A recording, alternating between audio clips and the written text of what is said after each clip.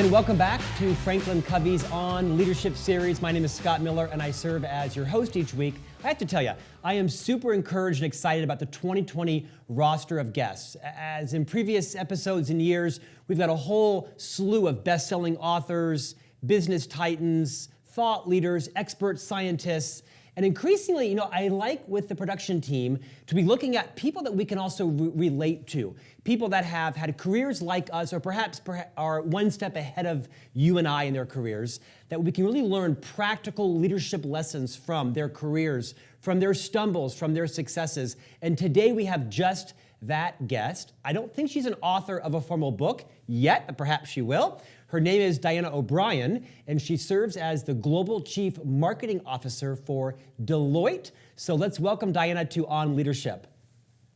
Hi, Scott. Thanks. I'm thrilled to be here Diana, and humbled as I look at all those books behind you. No, Diana, we're honored that you're here as well. I don't care if you've written a book or not. In fact, I've read much of what you've written in terms of blogs and posts and interviews, so I'm excited to get into your career today.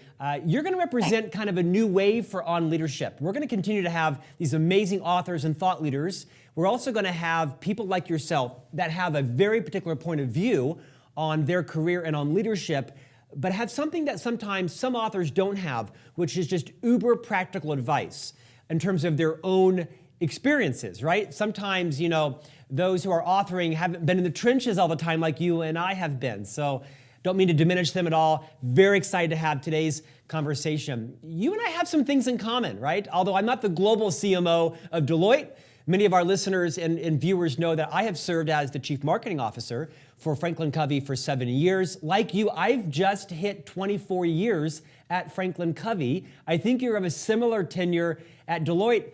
I want to turn the mic over to you and have you, if you'll take a couple of minutes even, Sure. and kind of walk us through your journey and how does somebody become the global CMO of a major brand like Deloitte? Sure, I'm happy to. So the first thing I'd say is that I had no plan to become the CMO. And in fact, probably within the last 6 years, I didn't even think of this as a potential role. So just to back up and tell you what my 30 plus year career has been, I first started working when I was in high school. I found I really loved work. I worked at an airport. I had no idea that airports would become so important to me and be such a big part of my life as they are today. But I worked then at a hospital when I was in college and put myself through school, both undergrad and graduate school. And I was thinking I'd go work for that hospital post my education.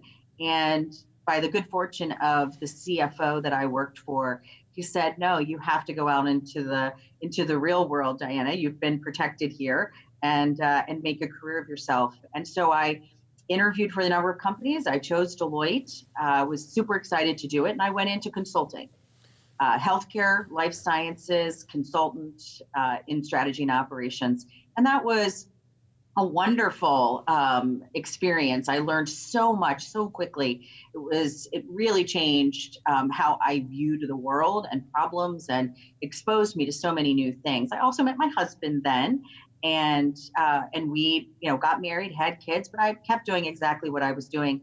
I did have a juncture that I'll chat about maybe a little bit later that did change some dynamics. But what happened was I started moving through my career through client service roles. I became senior client leaders.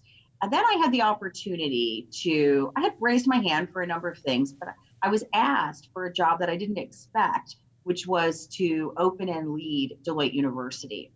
And that was a real pivotal point in my career. The Deloitte University, just as some background, is our learning and leadership center that we built in Westlake, Texas.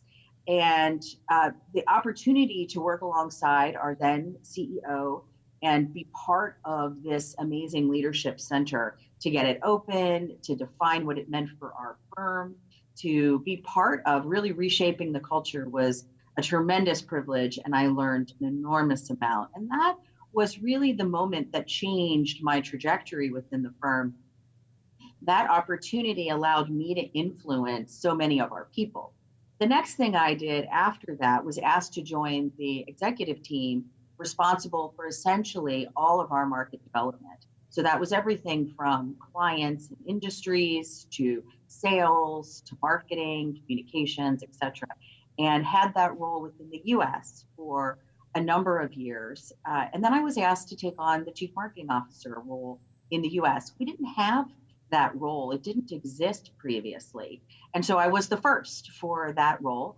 And then within the last 2.5 years, I took on the global responsibility as well. So that's my journey and how I got here. But I never viewed myself as a marketer or a salesperson until my juncture at Deloitte University, which then changed my mindset because I had been focused on just sort of serving one client and solving those problems when I was there. So that's my journey. It's great, Diana. Rewind a little bit. Everybody's heard of Deloitte. It's like, kind of a household name, at least in the corporate world. For those listeners and viewers that may not be exactly sure what Deloitte's sweet spot is, talk a bit about what competency Deloitte brings to their clients. Yeah, well, we're the largest professional services firm in the world. And we bring the business disciplines we bring are consulting, auditing, financial advisory, tax. But we really surround clients with a set of capabilities to address and solve their most important issues, regardless sort of the domain that it's in. And we do that within 26 industry sectors that we focus on. So that is the kind of heart of what we do. And then we do that for not just the largest clients, but in the world, the Fortune 500, but we also do it for small, emerging companies and privately held companies. So we've got quite a portfolio. That's helpful. Diana, I've read a lot about you. I've read your blogs and watched your interviews. We've had a chance to get to know each other prior to this interview. We have some similar philosophies. As the chief marketing officer, a role that I've recently stepped away from, one of my bully pulpit moments, if you will, was to remind the members of our team. We had a small team, about 35 people. I'm proud of that team. That as the marketing group, we don't just own the brand, because it's hard to put the brand in the bank, right? Is that we have to be responsible for revenue and pipeline and sales, and that too often, sometimes marketers, I think, find themselves maybe safely ensconced over in marketing because they don't want to be accountable for revenue or for client success and such. And I've read where you've talked about the importance that chief marketing officers need to see themselves responsible for growth and for revenue. Talk about how your own opinions have shaped and kind of moved your team around being closer to revenue growth for your firm and your shareholders. Yeah, I think the most important thing is, I would state it maybe slightly differently than the way that you did. I think it actually starts that the marketers need to see themselves at the center of the strategy, a business strategy. Yeah. So it starts there. So the customer has to be in the strategy. I've seen companies where the customer isn't even in the strategy, and you can hear a fully articulated business strategy, and it's not anchored around what the customer you're serving and what you're trying to accomplish. So the first step, I think, is marketers need to see themselves as in the strategy conversation and help to shape that by bringing the insights and wisdom of the customer and clients that they serve. And then it flows through to operationally executing that, whether that it influences R&D, it influences the way that somebody answers the telephone.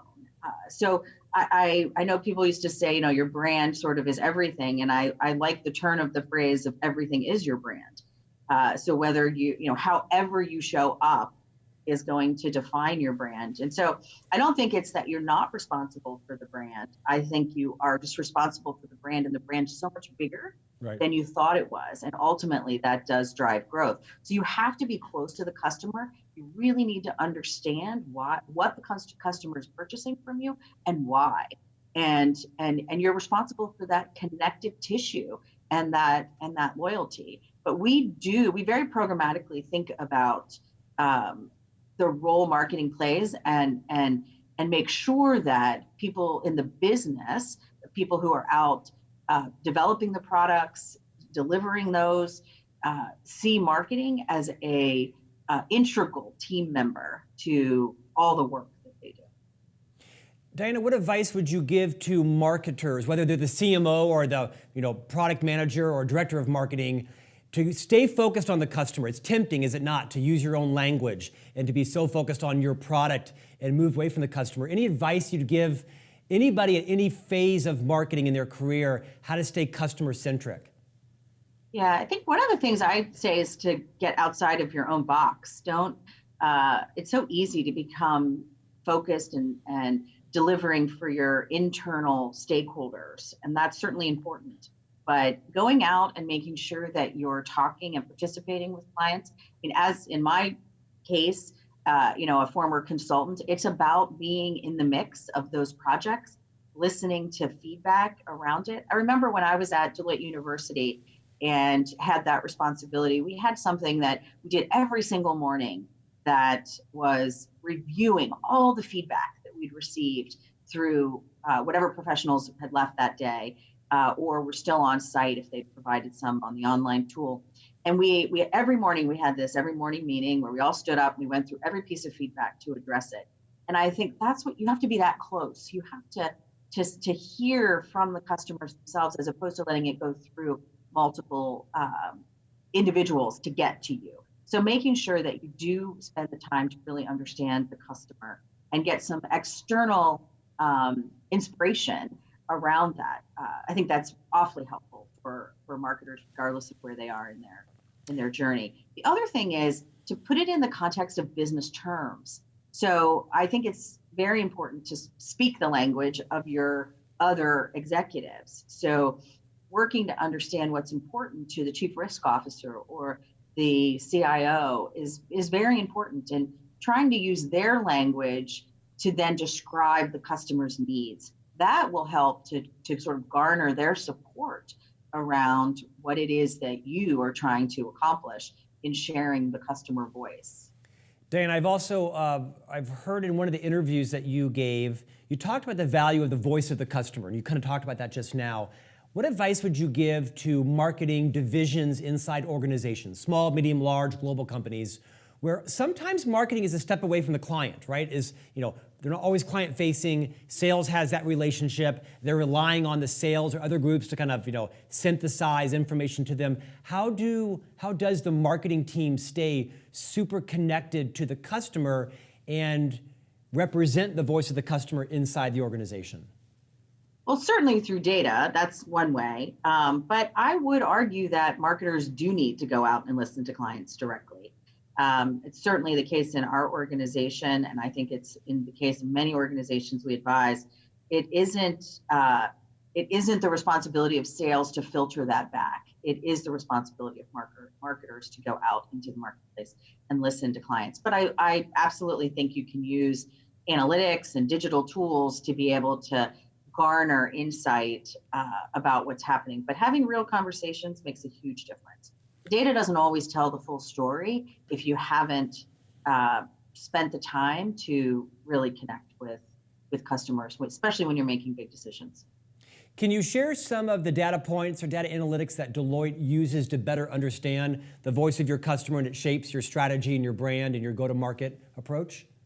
Yeah, so for example, we have Deloitte Insights. I know one of the areas you're responsible for now is thought leadership and eminence. And we also provide a lot of thought leadership and eminence around things. And we monitor very closely what people are reading, how much time they spend on that content. And then we look for the level of engagement. So we provide platforms for them to engage back with us.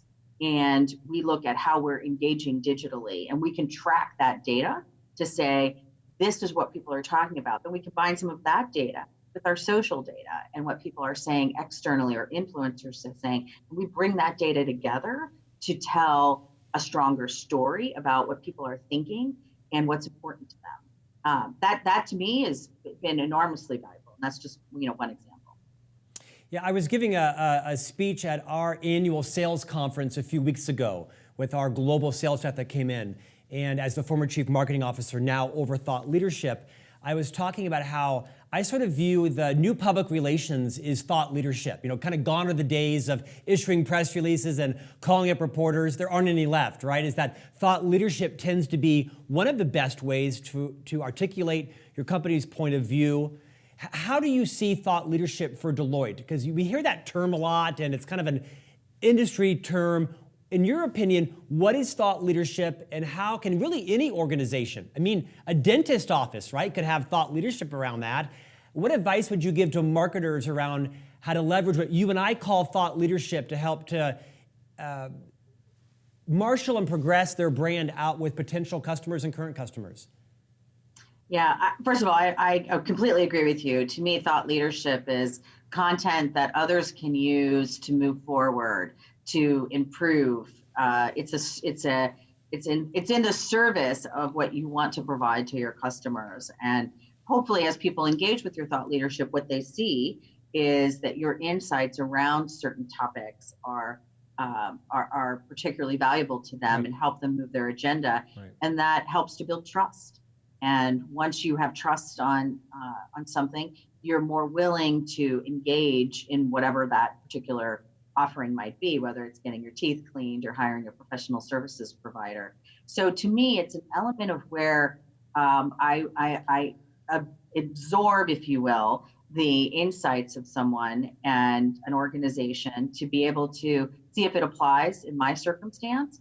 And if it does and it's useful, it furthers my ability to trust. It's not a tagline. It's not a broadcast message. It's really me offering up the wisdom that I have on a topic. And again, for professional services firms, that can be in many industries, it can be in many sectors, it can be across multiple problems that face the world. And if those are the same types of issues that are, in our case, our clients are trying to address, then it's enormously useful for them to move forward with. Diana, I was at a marketing conference a few years ago and was listening to a CMO, someone of your similar stature in terms of a global branded company, and she said something to me that was profound, that really changed one of the ways I saw my role as a CMO, which was instead of seeing yourself just as the CMO, see yourself as the chief recruitment officer. That when you own both the culture and the brand, you create a very appealing workplace for people. At FranklinCovey, we refer to our company as hopefully a workplace of choice for achievers with heart. That's something that our CEO repeats very consistently. How do you see, and what advice would you give other leaders of marketing as seeing part of their role to be a chief recruitment officer, to be build a brand where people love to not just come, but come and stay and thrive? Yeah, I think it's a very insightful comment. I'd not heard it before as the chief recruitment officer, although I do think culture and brand are really mirror images of each other. And the reason for me that it is so important is if you believe in your brand, but your culture doesn't reflect what your brand stands for, eventually what's happening on the inside will show up on the outside, and it will affect your brand. So that's why I see the alignment as closely as you do in what you just described. And it's critical that the chief marketing officer have strong alignment with the chief talent officer of an organization and see themselves jointly responsible for culture. And actually, I think that of the brand as well. I think these are interdependent relationships today. They're not siloed responsibility elements. So I do look at it and think, gosh, if organizations could more deeply embrace this and really can clarify what their brand stands for, who they are, and help to drive the behavior of their professionals and how they show up in the world, that's a secret sauce. And it's not easy to do. Sometimes I say, some of the things that are soft are really, really hard to accomplish. Right. But getting everybody to show up in the world with what you stand for in every decision that they make and every interaction they have with customers is really how a brand reinforces itself in the marketplace. So I think there's an enormous interdependence to culture. When I was at Deloitte University, it was the moment that changed for me. Every single professional, and every professional comes to Deloitte University during their time, first 90 days, and then at certain milestones, and we teach a number of courses around that. When that happens, what the individuals that are there and what they take away is they're really walking away with the mindset of what Deloitte is. And that's one of the most valuable things, because when I reflected back on, it's not just showing up at one client, it's all of these professionals showing up at all of our clients. And when they do that in a way that reflects who we are, we have accomplished the goal of really standing behind who we are and our purpose. Diana, I want to talk about your passion around the role that empathy plays in leadership. Before I go there, I want to ask you an alignment question. I think it's fair to say in many organizations, too many organizations, there is an inherent conflict between sales and marketing. For those who are organized like that, right, is that there's a common refrain that sales feels that marketing's not, providing them the support they need or the leads, or their job is just to move the lead through the process and not be out ahead. And there's the argument the other way that marketing feels like sales is blaming everything on them. For those organizations that have those kind of siloed structures, any insight you would bring from your own experience and tenure on how to build a culture where sales and marketing, when they are perhaps peer groups that are siloed, with similar leaders trying to curry favor with the CEO and build their organizations, any insights you would bring to say, hey, stop doing this and begin doing this?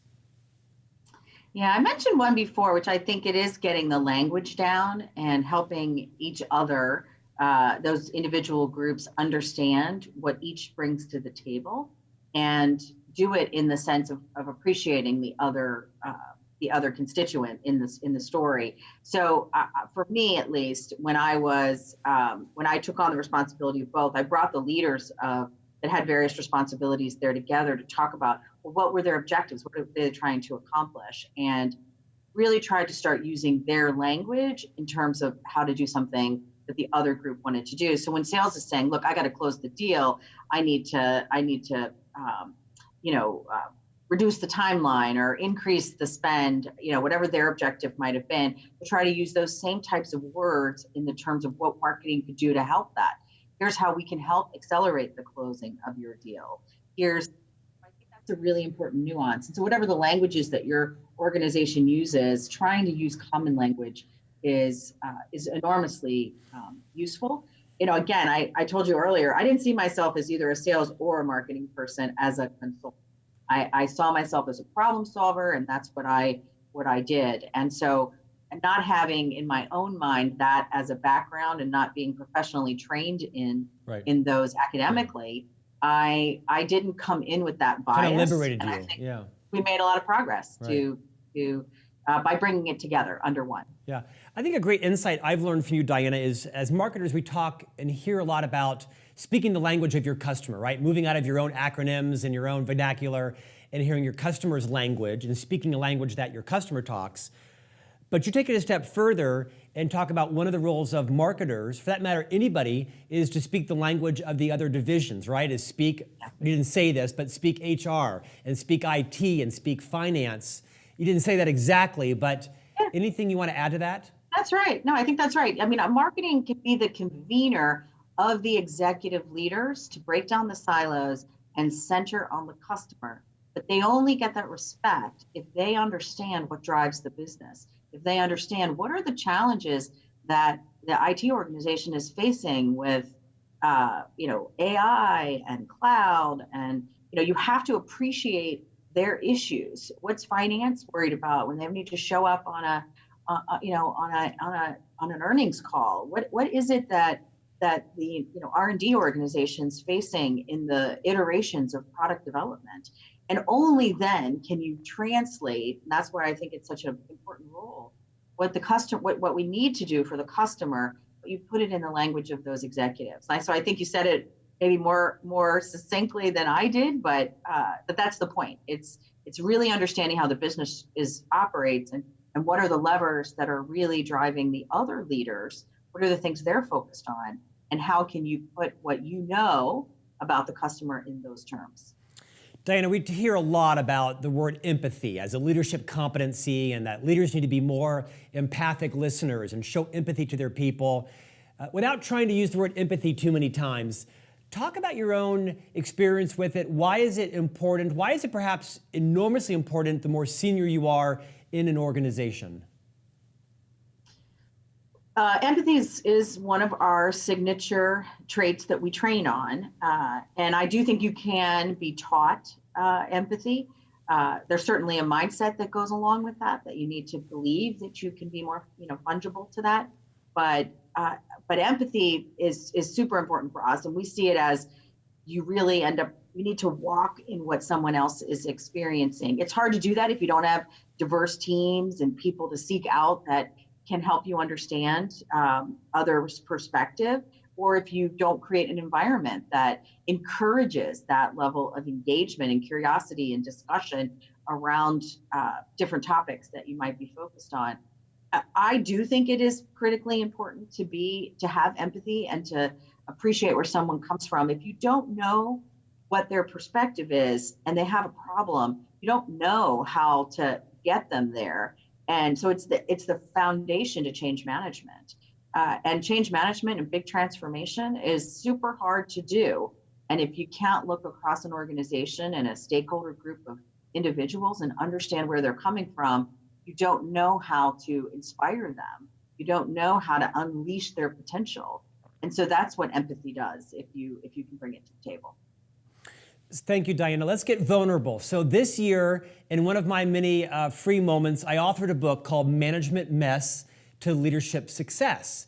And basically it was a collection of 30 challenges that every leader faces, drawn from our own content. And I just sort of let it out there. I confessed all my messes and talked about how leadership is tough and it's not as rewarding in the short term as sometimes we're led to believe. And leadership of people isn't for everyone. That's my philosophy. Everyone has leadership within them. It might be leading a project or an initiative, but not everyone should be a leader of people. And so I've been speaking around the nation on the fact that everyone's got a mess, and if you can just own your mess as a leader, you can allow others to own theirs, not wallow in them, but to move towards success. It's actually done extremely well because I think it's not as buttoned down and as sterile as many of the leadership books that many write that are out there. I'd love it if you would share one of your own messes, perhaps at Deloitte in your career, that you really learned from and you've used as maybe a teaching moment to help others avoid that mess and move faster to success in their own career. Okay, I have so many. That's good to hear. But here's one. I am a very fast-paced person and can appear at times to be quite intolerant of. I'm what we call in our organization a pioneer. So I love to brainstorm and bring lots of ideas, and I want to keep moving. And I don't always listen with the same intention that I wished I would. And I recognize it as a flaw, and I have at times shut individuals down. And I shut one individual down at one point who had something really important and insightful to say, and it came to my attention. I at the time maybe didn't appreciate it to the extent that I do now. Yeah. And what I recognized was that my style is not the same as everyone else's style, and I need to work again, putting that empathy hat back on, to appreciate the needs of others. In the end, the insights that person brought forward were quite valuable, and my pace is not always appreciated in that. I'd say something that has also resulted is that at times people can fly too high. And I have done that at times too, where I haven't gotten down in the nitty gritty of the details to help others.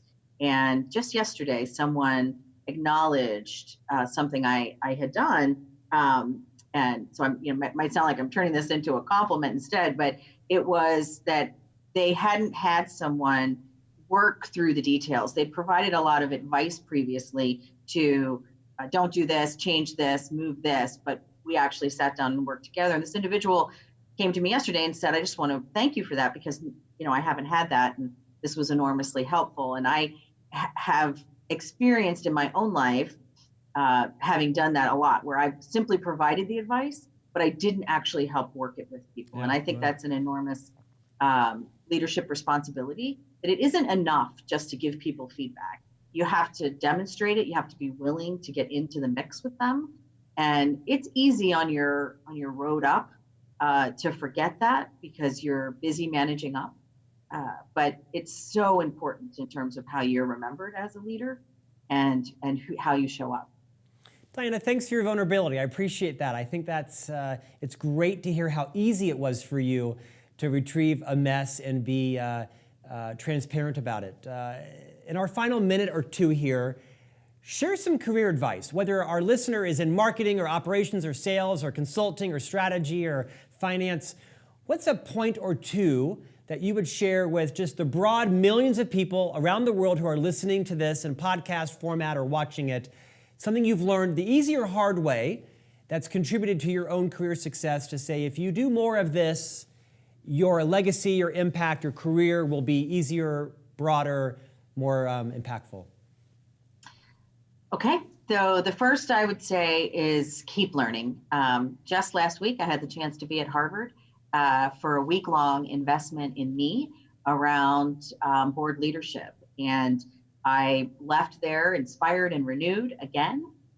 So I think it's really important. You don't stop learning. We're all on a journey to be our best, to show up in our best way. That leads me to the second one, which is show up. Just don't sit back. And I think this is particularly important for women. Be present, show up, be part of the conversation. Don't hesitate to extend your hand first, to be part of the conversation. And in order to do that, you have to bring a point of view. And so take the time to reflect on what are your points of view around specific topics so that you have something to shape and share with others.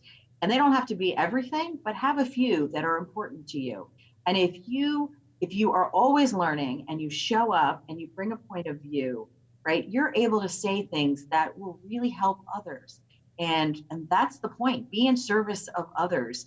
And sometimes people think that they don't have anything important to say, but we all have something important to say if we're part of the mix. And I think that's, to me, is one of the most important things is don't sit back, don't hesitate, don't be engaged, raise your hand, be part of the mix, take on things that you had no idea you could do.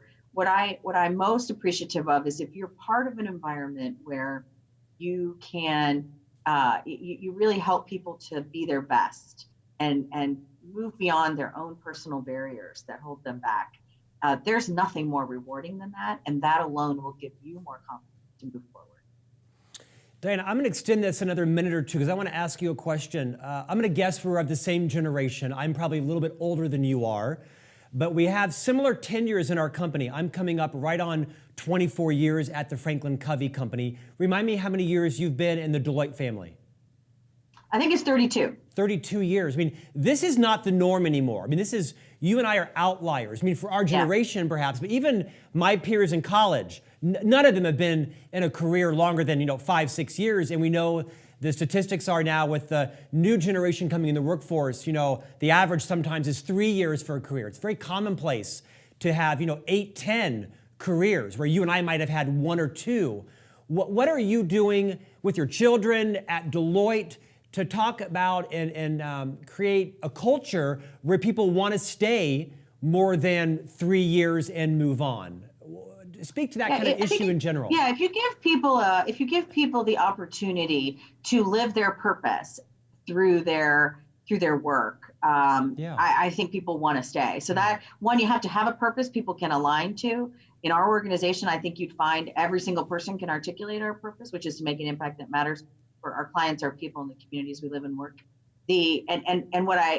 Some people might say, oh, that's just a cliche, but it isn't. We illustrate that through all kinds of things, and we give people an opportunity to make it mean something to them so people can define that.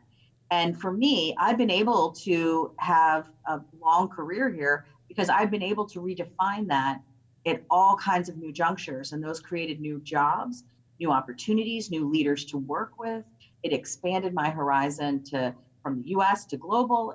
All kinds of things were provided as a result of being able to embrace that purpose. And I think that's one of the most important things to establishing a strong culture.